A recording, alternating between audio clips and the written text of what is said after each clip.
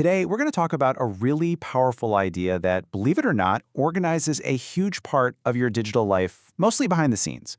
We're calling it the similarity lens. So think about this for a second. Finding a new app you love, seeing a strangely specific ad pop up, and even how cryptocurrency like Bitcoin is kept safe?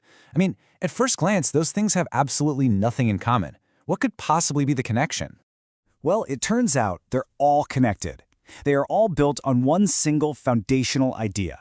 It's kind of like a digital reflex that powers some of the most complex systems we use every single day. Okay, let's dive into this. And we're going to start with something super simple. A problem you have definitely run into probably more times than you can count. You've been there, right? You find a piece of software you really like, but maybe it costs too much, or it's just missing that one feature you desperately need. So what's the very first thing you do? You start looking for an alternative. You search for something similar. And what's so cool is that search engines have actually built a tool for this exact human instinct. When you type related : before a website, you're literally telling Google, hey, find me other stuff just like this. It's our own human impulse, just translated into a little bit of code. So let's give this a name. We'll call it the what's like this principle. It's that natural, almost automatic reflex we have to find patterns and look for similarities. And as you're about to see, this simple idea scales up in some pretty mind-blowing ways. Now let's take this concept and apply it to the world of business. We're going to see how it's used to map out the competition. So we're leveling up from just finding an app to shaping strategies that are worth millions of dollars.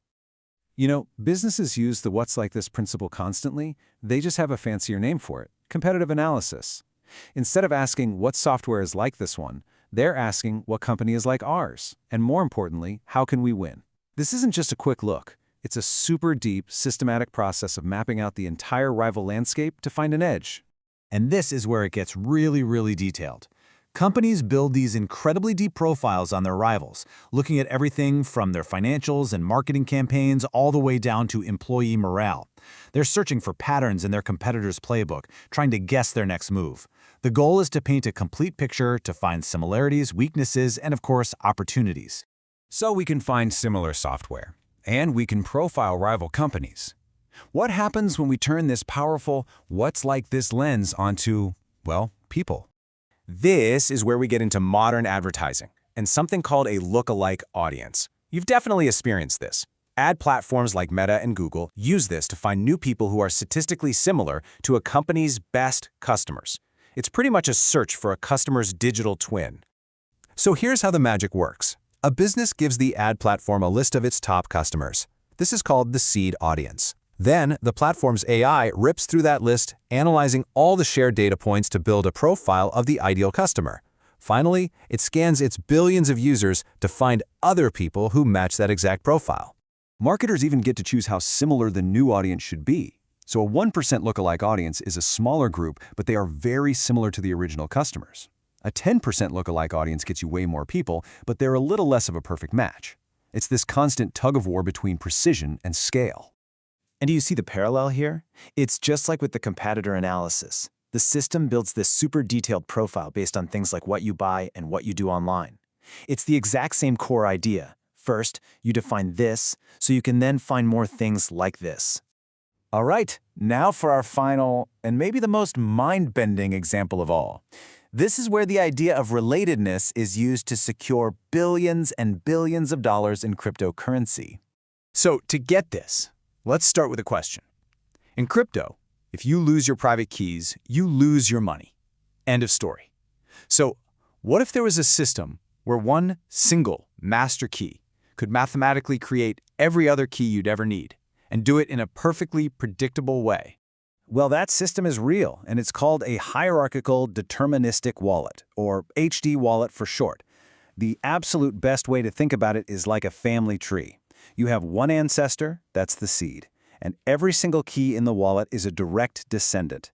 They're all children or grandchildren of that one original seed. They're all mathematically related.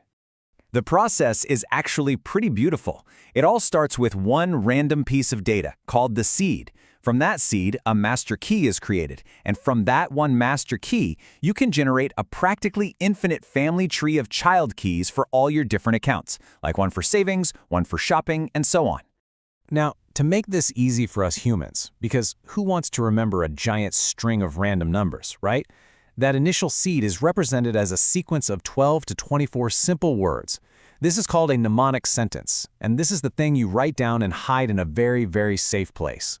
Now this is super important. This phrase is not a password. It is the DNA of your entire wallet.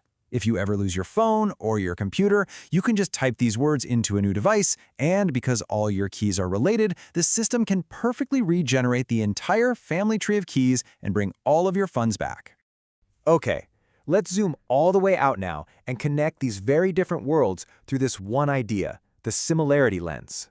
So, whether it's you searching for a related to software, a CEO digging into a competitor, a marketer building a lookalike audience, or a crypto wallet generating an entire family of related keys, they are all using the what's like this principle. They are all using the incredible power of similarity to navigate, to compete, to persuade, and to secure things in our digital world. So this similarity lens is an amazing tool for finding things that are already out there. But it leaves us with a really big question. What happens when we flip it around and start using this same principle to create things that don't exist yet? Now that's something to think about.